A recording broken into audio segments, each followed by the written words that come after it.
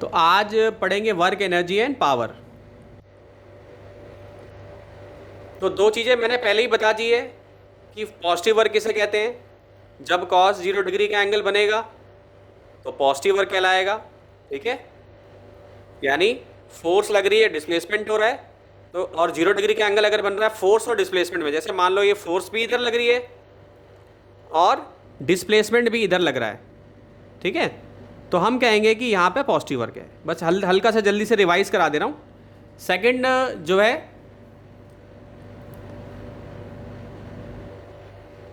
ये क्या आ गया भाई,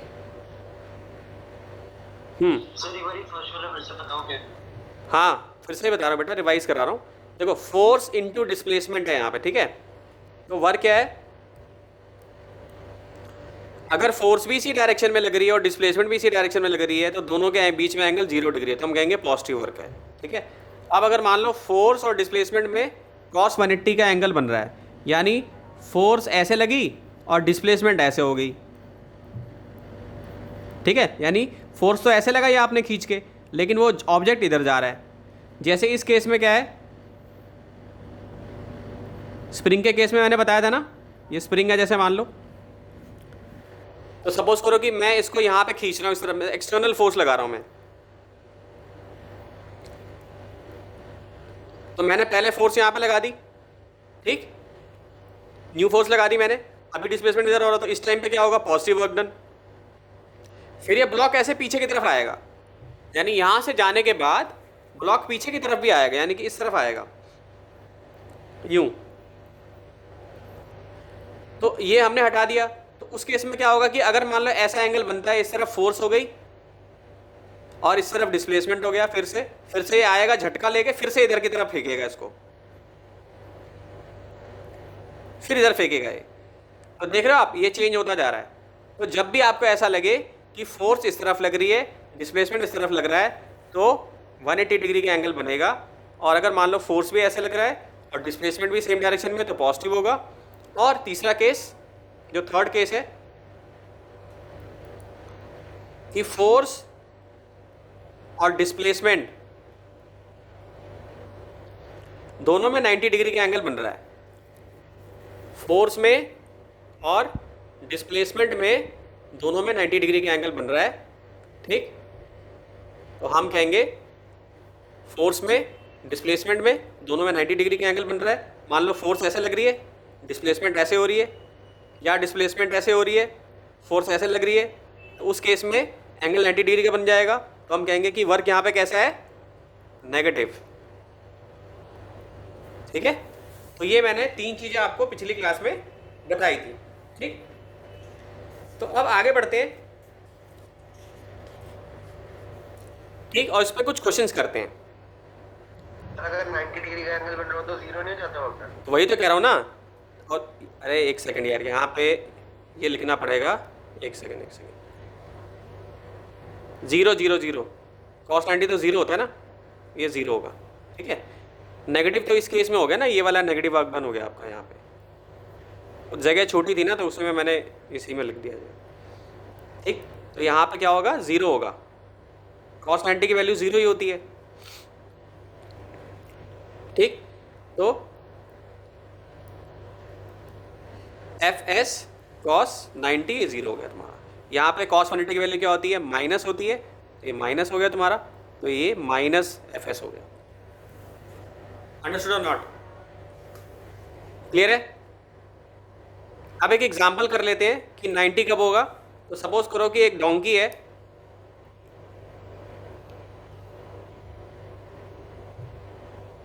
इसने वजन रख रखा है, तो ग्रेविटी का वर्क डन इस पे देखते हैं। तो इस पे mg डाउनवर्ड फोर्स लग रही है और ये आगे की तरफ जा रहा है।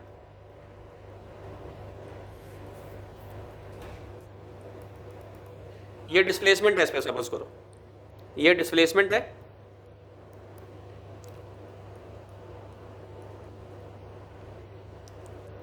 और ये वेट है।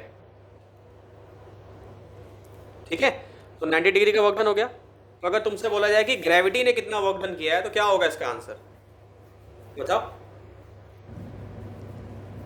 0 हो जाएगा ना भाई, ग्रेविटी की वजह से वेट है, ग्रेविटेशन फोर्स इधर लग रही है, वेट का जो वर्क डन अगर हम देखेंगे तो क्या होगा इस केस में, 0 हो जाएगा। क्यों? क्योंकि दोनों में एंगल कितना बन रहा है, 90 डिग्री। तो इस तरीके से ये देखना जरूरी है कि कौन किस पे फोर्स लगा रहा है, कौन किस पे वर्क डन कर रहा है। ठीक, अब जैसे मान लो सड़क है हमारे पास, ये सड़क है, ये हमारे पास रोड है, ठीक है, ये साइकिल है हमारे पास।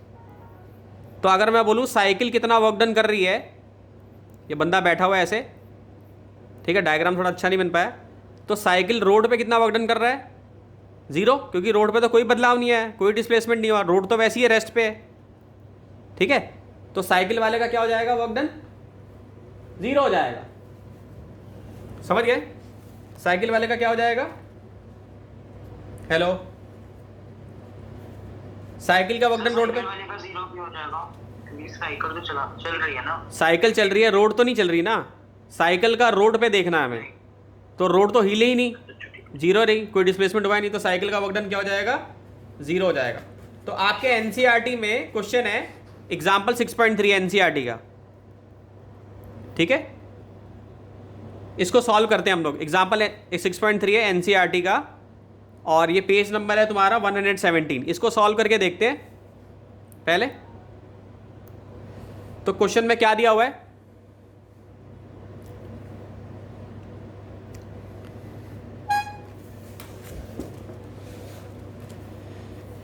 सो क्वेश्चन में हमें क्या दिया हुआ है कि अ साइक्लिस्ट कम्स टू, चलिए एक बार खुद से ट्राई कर लें। अरे टाइम नहीं है मेरे भैया, इतना खुद से ट्राई करने का टाइम नहीं है। पहले क्वेश्चन तो समझ लो ना एक बार, फिर ट्राई करना खुद से।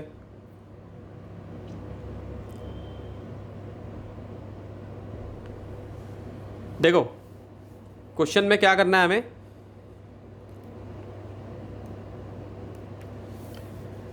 कह रहा है एक साइक्लिस्ट है, ये साइक्लिस्ट है, ये एग्जाम्पल है एनसीईआरटी का 6.3 पेज 117, ठीक है। क्वेश्चन नहीं लिखवा रहा हूँ क्योंकि क्वेश्चन वहाँ पड़ा हुआ है आप लोगों के पास, मैं समझा रहा था पहले क्वेश्चन क्या है फिर उसको एक्सप्लेन कर देता हूँ। साइकिल वाला साइकिल चला रहा है, ये साइकिल चला रहा है, ठीक है,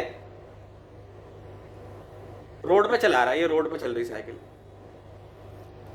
ठीक, और इसने ब्रेक लगा दिया, रुक गया है, स्टॉप हो गया यहाँ पर, ठीक है, skidding stop in 10 meter, 10 meter में स्टॉप हो गया है। यानी यहाँ से यहाँ तक अगर इसका डिस्टेंस देखें तो कितना है, 10 मीटर है।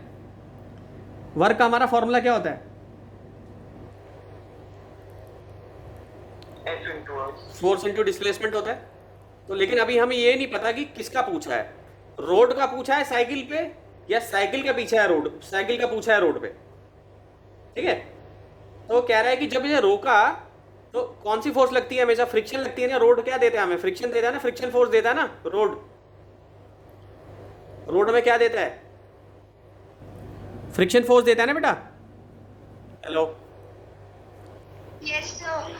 तो अगर तुमसे पूछा जाए कि वर्क रोड का बताइए साइकिल पे कितना है, ठीक है, रोड का वर्क बताना है हमें साइकिल पे कितना है, ठीक।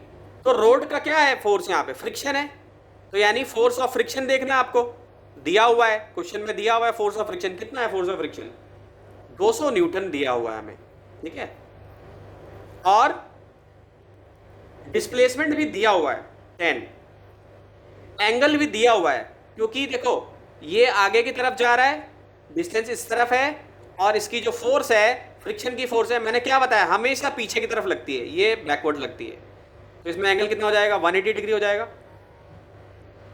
तो ये 200 न्यूटन हो गया, ठीक, और इंटू 10 हो गया, कॉस पाई हो गया। तो अब मुझे बताओ कि रोड ने साइकिल पे कैसा वर्क किया, पॉजिटिव कि नेगेटिव, बताओ बच्चों। ये हो जाएगा 200, ये हो जाएगा न्यूटन इंटू 10, और कॉस पाई की वैल्यू कितनी हो जाएगी, 180, कॉस पाई होता है 180 डिग्री, क्या होता है -1 होता है, तो ये आ जाएगा -2000 जूल। और वर्क यूनिट क्या होती है, वर्क यूनिट क्या होती है, जूल होती है ना वर्क यूनिट। तो हमने जूल लिख लिया। आई बात की नहीं समझ में? सबको आया कि नहीं भाई समझ में? तो अब दूसरा जो पार्ट है कि अब अगर मैं बोलूं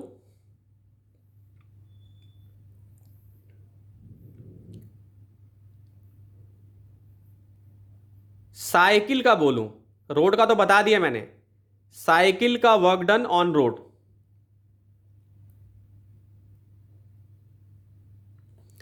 तो work done by cycle equal to force of cycle, ठीक है, फोर्स ऑफ साइकिल और इनटू में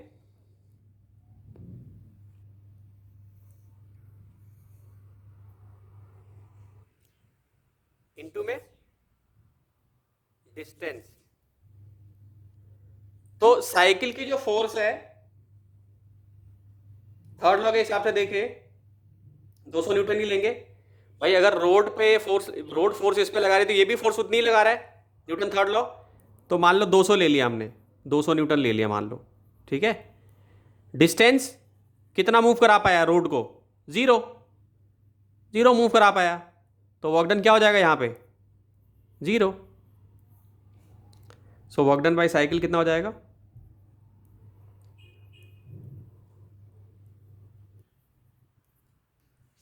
इक्वल टू जीरो हो जाएगा। होएगा कि नहीं? होएगा कि नहीं बताओ? एक बार इसका जीरो वाला केस समझा दो बेटा। साइकिल ने क्या रोड को मूव कराया है? साइकिल ने क्या रोड को मूव कराया है? तो रोड तो रेस्ट पे थी ना, तो रोड का डिस्प्लेसमेंट तो हुआ, डिस्टेंस तो हुआ ही नहीं कुछ मूव, तो जीरो ले लिया मैंने, तो जीरो हो गया। ठीक है। तो साइकिल का वर्क डन जीरो हो गया। Understood? Work and kinetic energy theorem, topic का नाम है एनसीईआरटी के हिसाब से, एनसीईआरटी का टॉपिक नंबर 6.2 है, ठीक है। एनसीईआरटी का जो स्केलर और वेक्टर है वो वेक्टर में मैंने करवाया हुआ है पहले आप लोगों को, लेकिन फिर से बता दूंगा, अगर उसको आपको डाउट होता है तो बता दूंगा मैं। स्केलर और वेक्टर में मैंने पढ़ा चुका हूं पहले, तो 6.2 अभी करवाता हूं। So work and kinetic energy theorem.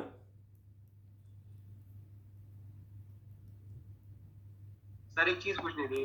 पूछो बेटा। सर अगर दो वेक्टर दे दिए ए और बी, और सर उनके बीच में अगर एंगल पूछा हुआ है, तो सर क्रॉस प्रोडक्ट या डॉट प्रोडक्ट किसी से भी फाइंड कर सकते हैं? डिपेंड करता है ना बेटा, पता चल जाता है वो तो, वैसे ही देखने से ही मालूम चल जाता है। ठीक, तो सबको पता है ये equation, v square minus u square equal to 2s होता है बच्चों। v square minus u square equal to क्या होता है? 2s होता है ना।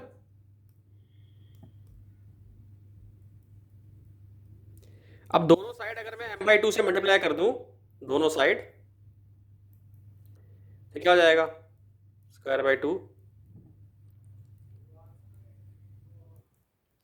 m/2 इंटू 2as, ये कट जाएगा, ठीक है। हाफ यहाँ पर आ जाएगा, मास यहाँ पर आ जाएगा, तो ये क्या होता है? ये काइनेटिक एनर्जी होता है ना।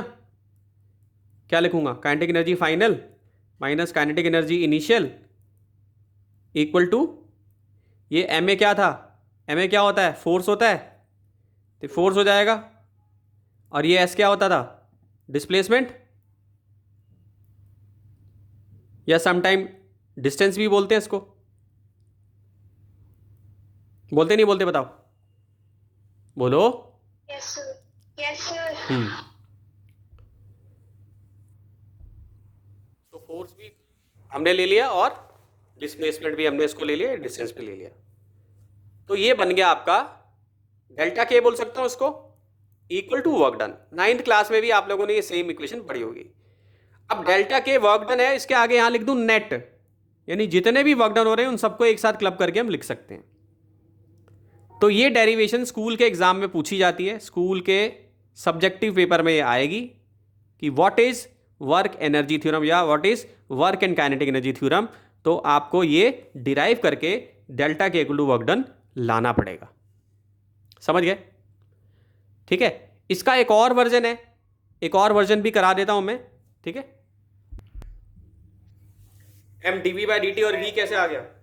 हेलो, सर डिफरेंशिएट करके। डिफरेंशिएट करने पे तो नहीं आएगा, करो जरा करके देखो अपनी अपनी कॉपी में, डिफरेंशिएट करके आ रहा है?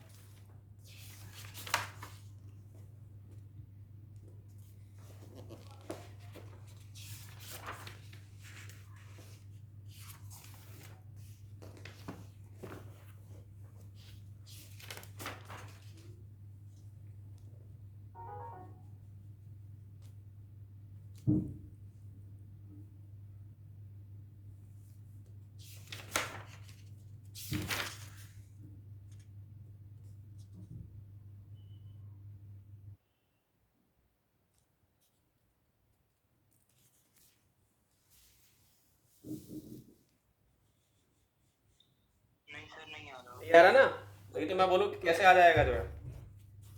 तो अब देखो मैं लेके आता हूँ उसको, कैसे आया देखो। डी के बाई डी टी को तो ऐसे लिख सकते हैं, कोई इसमें दिक्कत नहीं है, लेकिन हमने क्या देखा था, डेल्टा के जो होता था वो किसके इक्वल आता था? वर्क के इक्वल आता था ना बच्चों, आता था कि नहीं? सो डी के बाई डी टी को हम ऐसे भी लिख सकते हैं, फोर्स इंटू डिस्प्लेसमेंट, ठीक है। तो फोर्स की जगह पे क्या लिख सकते हैं? एम। ए की जगह पे क्या लिख सकते हैं? D v by d t. और डी एस, अब डी एस को क्या लिख सकता हूं मैं? D s by d t को क्या लिख सकता हूं मैं? डी वी लिख सकता हूं। ये क्या लिख सकता हूं मैं? डी वी लिख सकता हूं इसको, वी लिख सकता हूं इसको, तो क्या हो जाएगा? M v d v. हो गया? हुआ कि नहीं? सर ये टीवी की लिखा, ये वाला पानी। भाई एक्सेलरेशन का फॉर्मूला ये भी तो होता है ना, d v by d t भी तो होता है एक्सेलरेशन जो है, तो ये भी लिख सकते हैं d v by d t, ठीक है। तो क्या हो जाएगा? M v d v by d t हो जाएगा। हेलो हेलो, क्लियर है कि नहीं?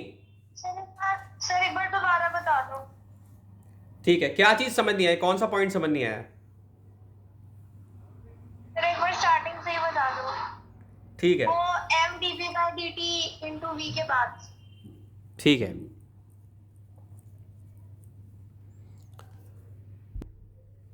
Hello, yes sir. तो ये स्क्रीन से हटा देता हूं मैं, लिखते जा रहा हूं ना सब लोग, रिकॉर्ड भी होता जा रहा है ये।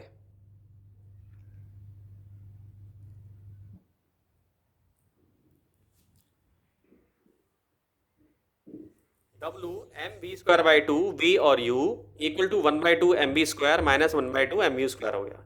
तो W को क्या लिख सकता हूं मैं? 1/2 लिख सकता हूं,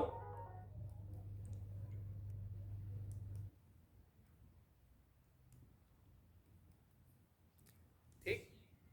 और काइनेटिक एनर्जी भी लिख सकता हूं उसको मैं, तो ये एम बी स्क्वायर यानी कि काइनेटिक एनर्जी फाइनल, ये एम यू स्क्वायर यानी कि काइनेटिक एनर्जी इनिशियल। तो ये हो गया, ये भी वर्क एनर्जी थ्योरम का एक फॉर्म हो गया। तो ये हमने कैलकुलस मेथड से वर्क एनर्जी डिराइव कर दिया। सो बाय कैलकुलस मेथड, ठीक है, बाय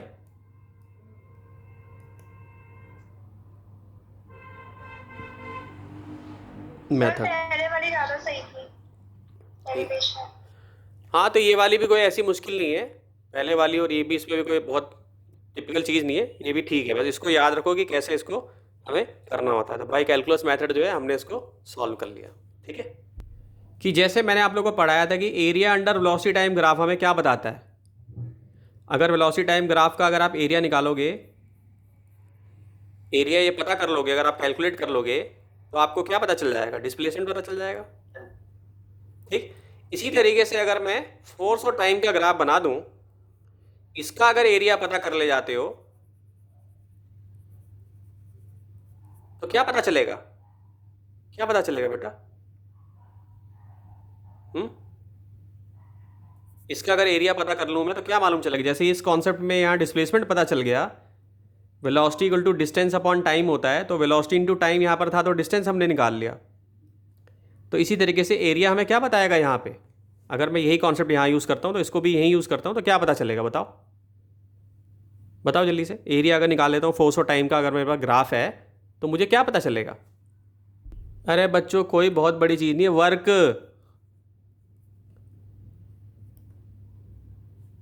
टाइम होगा तो सर कुछ और होता था ना। नहीं नहीं, अगर यहाँ पे टी है, इम्पल्स क्या होता है, इम्पल्स क्या होता था? नहीं नहीं, अभी इम्पल्स नहीं, मैंने यहाँ पे क्या लिखा हुआ था, मैंने अब टी कर दिया, अब इसको एस कर दिया मैंने, तो वर्क पता चल जाएगा मुझे, ठीक है, फोर्स इनटू डिस्प्लेसमेंट। और अगर मान लो फोर्स है और टाइम है तो ये क्या होता है, फोर्स और टाइम क्या बताता है?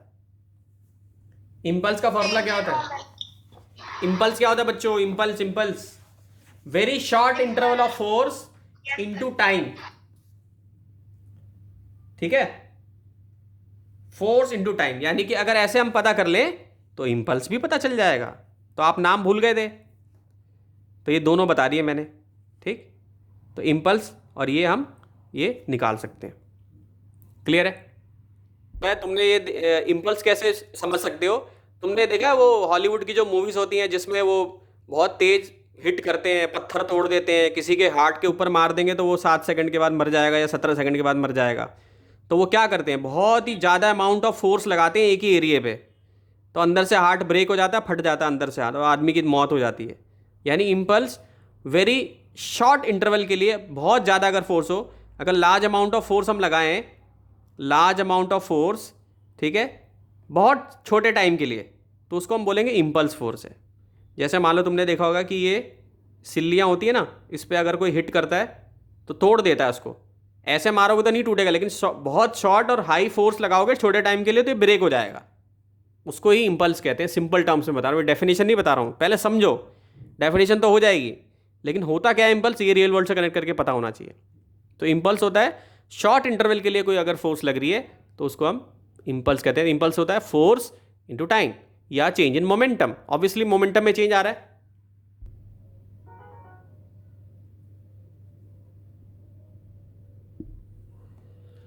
तो अब हमें जो करना है, बहुत ही अच्छा न्यूमेरिकल है, एग्जाम्पल 6.2 एनसीईआरटी का। एग्जाम्पल 6.2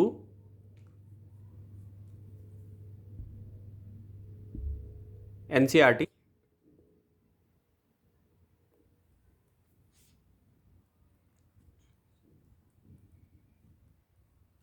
ठीक है, क्वेश्चन पहले समझा रहा था, क्वेश्चन लिखवाता नहीं हूं मैं, आप लोगों को पता है 6.2 एनसीईआरटी पेज नंबर 116 पे ये क्वेश्चन दिया हुआ है। कॉन्सेप्ट समझने की कोशिश करें। तो क्वेश्चन क्या है, कह रहा है कि रेन ड्रॉप है, तो रेन ड्रॉप सबको पता है नीचे गिरती है। कौन गिराता है रेन ड्रॉप को नीचे? किसकी वजह से गिर रही है? क्या ग्रेविटी की वजह से गिर रहा है? एग्जैक्टली तो ग्रेविटी की वजह से गिर रहा है, तो यानी यहां वर्क डन किसका देखना है हमें? ग्रेविटी का, है ना, कि भाई ग्रेविटी की वजह से गिरा है।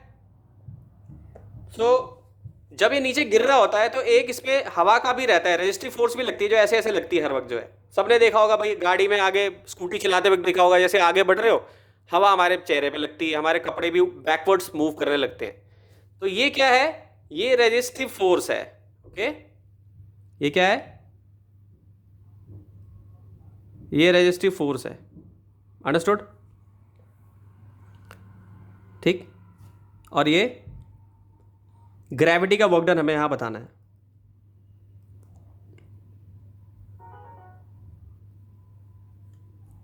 क्लियर है? तो इसमें पहले दिया हुआ है ड्रॉप का मास दे रखा है, रेन ड्रॉप का मास दिया हुआ है कितना है, 1.00 ग्राम,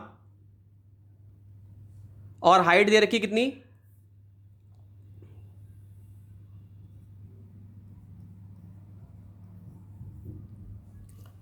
1 किलोमीटर।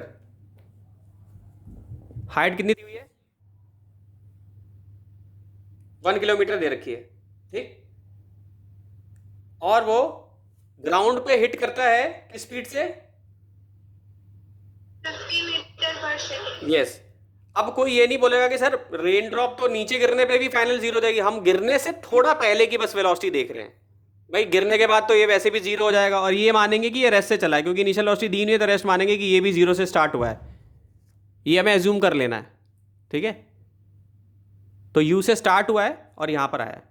इक्वेशन क्या है अपने पास? इक्वेशन क्या है?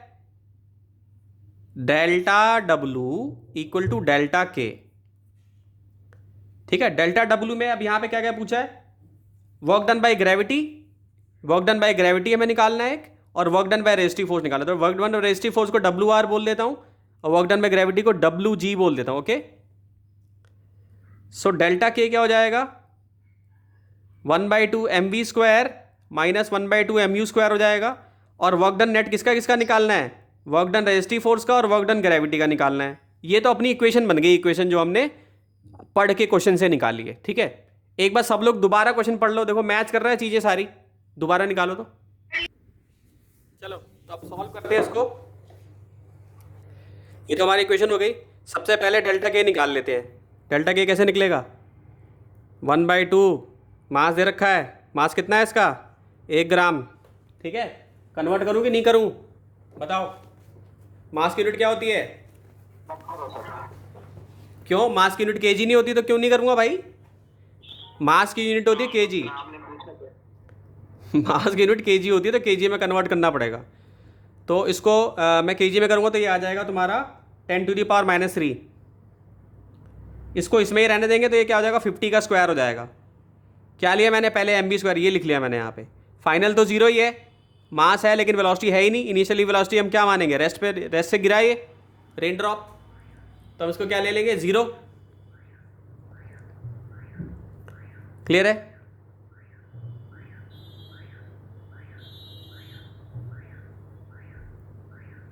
तो ये क्या आ जाएगा यहाँ पे? तो यहाँ पे मैं लिख सकता हूँ 1.25 जूल्स के लगभग आएगा सॉल्व करने पे। ये आ जाएगा 1.25 जूल्स। ठीक है,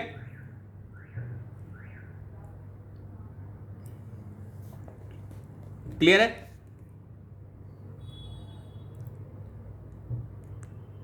यस सर।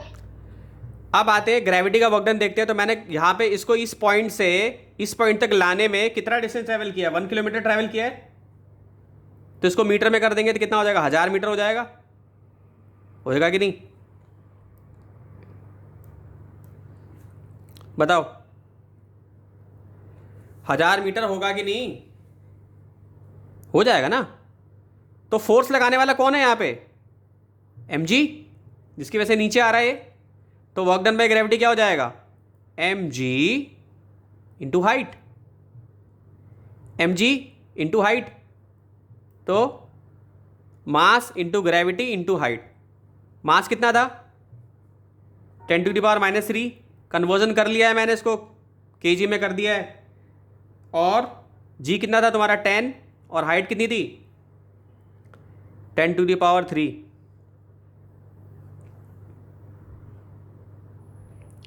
तो ये कितना हो जाएगा? 10⁻⁴ हो जाएगा। और ये कितना आ जाएगा? केवल 10 जूल्स आ जाएगा आंसर। इसको यहां पुट कर दो।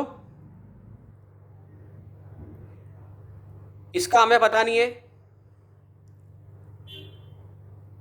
ठीक है, इसका हमें मालूम नहीं है, इसको ऐसे ही छोड़ दिया। ये क्या था? WR, work done bye resistive force. ये क्या था? Work done bye resistive force.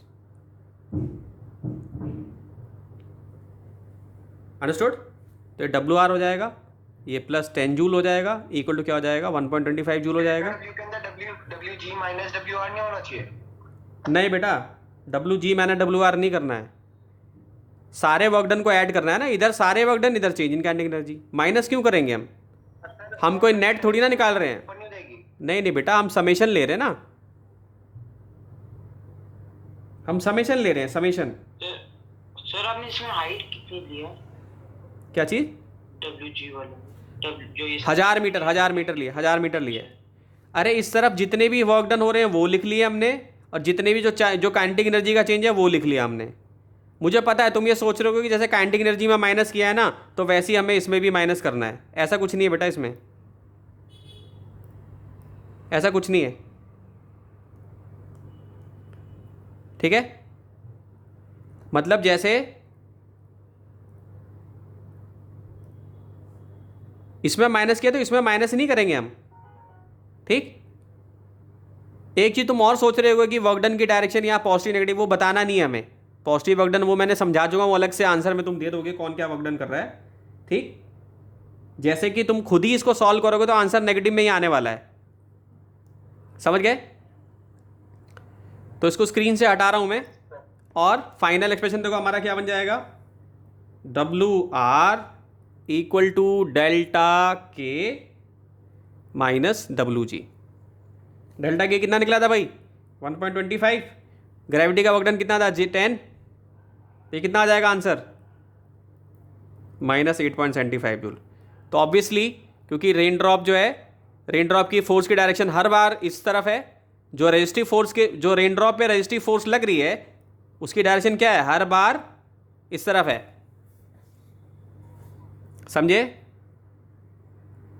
और डिस्प्लेसमेंट किधर है, डिस्टेंस किस तरफ मूव हो रहा है, इस तरफ। और हर बार ये हवा की तरह, हवा जो है अगेंस्ट ही लग रही है इसके, तो हवा की फोर्स हर वक्त इस तरफ लग रही है, जैसे फ्रिक्शन पीछे लगता था, और ये यहाँ से यहाँ तक रेन ड्रॉप मूव करके आ जाता है।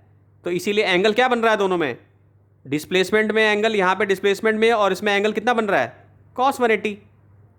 तो cos 180 कितना होता है, -1, ठीक। तो देखो यहाँ पे work done bye resistive force negative.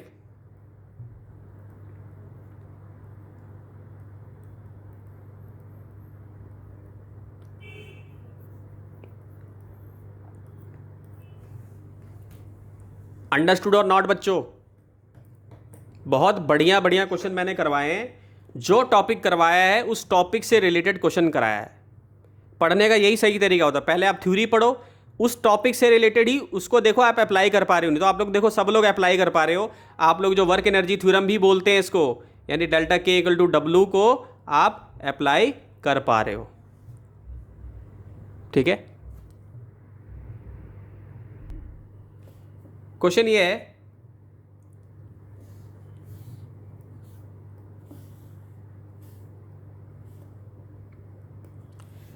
कि एक बॉडी है, उसका काइनेटिक एनर्जी इनिशियल और काइनेटिक एनर्जी फाइनल दिया हुआ है।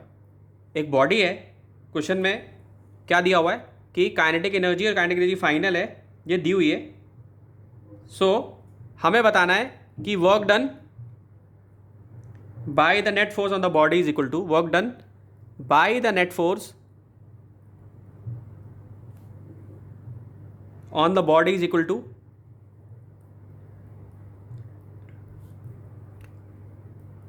पहला answer KF KI, MCQ type question है, KF माइनस KI।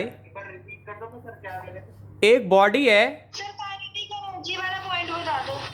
एक बॉडी है, उसकी काइनेटिक एनर्जी फाइनल और काइनेटिक एनर्जी इनिशियल दी हुई है, वैल्यू नहीं दी हुई है, वैल्यू नहीं दी हुई है, लेकिन यही दिया हुआ है आपको, ठीक है।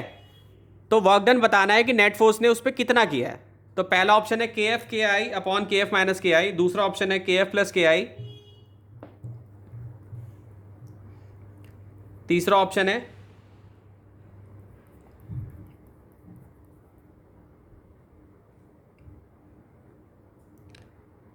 KF प्लस KI बाई 2, तीसरा चौथा डी ऑप्शन है KF KI upon KF plus KI, और लास्ट ऑप्शन है KF माइनस KI, ठीक है।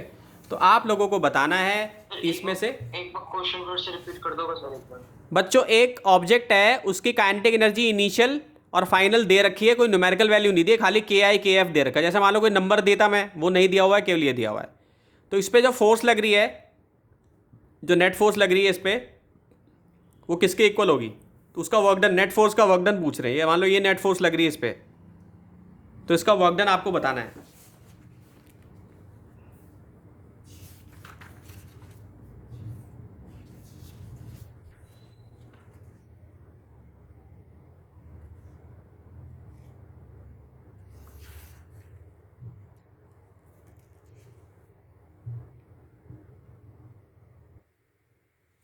बताइए क्या होगा आंसर। सर ये क्वेश्चन ट्रिकी है फिर सिंपल है? अरे जो कॉन्सेप्ट बताया वो लगाओ, अभी delta W equal to delta K बताया है ना। अरे हमारे लेवल से ऊपर का है ना। अरे नहीं यार, ये मेडिकल का है, नीट का क्वेश्चन है। दिमाग लगाओ ना थोड़ा बहुत। तो इसका ऑप्शन ए होना चाहिए शायद। बेटा दिमाग लगाओ, देखो नहीं होगा कोई बात नहीं, मैं कोई डांट थोड़ी ना रहा हूँ, मैं तो करवा ही रहा हूँ। इसमें से वर्क कॉमन सेंस लगाओ। वर्क डन पूछा है, वर्क डन किसके इक्वल होगा, कौन सा आंसर है। अभी फॉर्मूला लिखवाया है मैंने, देखो। नेट फोर्स बतानी, work done by the net force, इस नेट फोर्स का वर्क डन बताना है, तो वर्क डन का फॉर्मूला क्या होता है, इसमें से कौन सा आंसर है। हाँ, सर ये ऑप्शन है। और सोचे जा रहे कि न जाने कहाँ का। हाँ ई है, ई सही आंसर है। अरे अभी तो फॉर्मूला बताया ना कि W इक्वल टू के फाइनल माइनस के इनिशियल होता है, बच्चों वाला क्वेश्चन है। सर ये नीट का क्वेश्चन है। और क्या, केरला मेडिकल में आया हुआ है 2012 में। सर आपने बोल दिया ना नीट का क्वेश्चन है, इसलिए थोड़ा ज्यादा दिमाग लगाने की सोच रहे थे। सारे टफ ही थोड़ी ना आते हैं बच्चों। जेई में जो 40% स्कोर कर देगा ना एग्रीगेट अपना, उसकी 10,000 के अंदर रैंक आ जाएगी। और जो 40% नीट में स्कोर कर देगा वो टॉपरों में रहता है। वो अगर बायो उसकी बहुत अच्छी है, केमिस्ट्री फिजिक्स में अगर 40-45% भी ले आ रहा हो तो उसकी रैंक आ जाएगी 3,000 के अंदर, और सरकारी मेडिकल कॉलेज मिल जाएगा। समझ रहे हो। तो अब ये मैंने करा दिया। अब घर में जो जाके इसको पढ़ो, इसको रिवाइज करो, ठीक है, अच्छे से बिल्कुल इसको।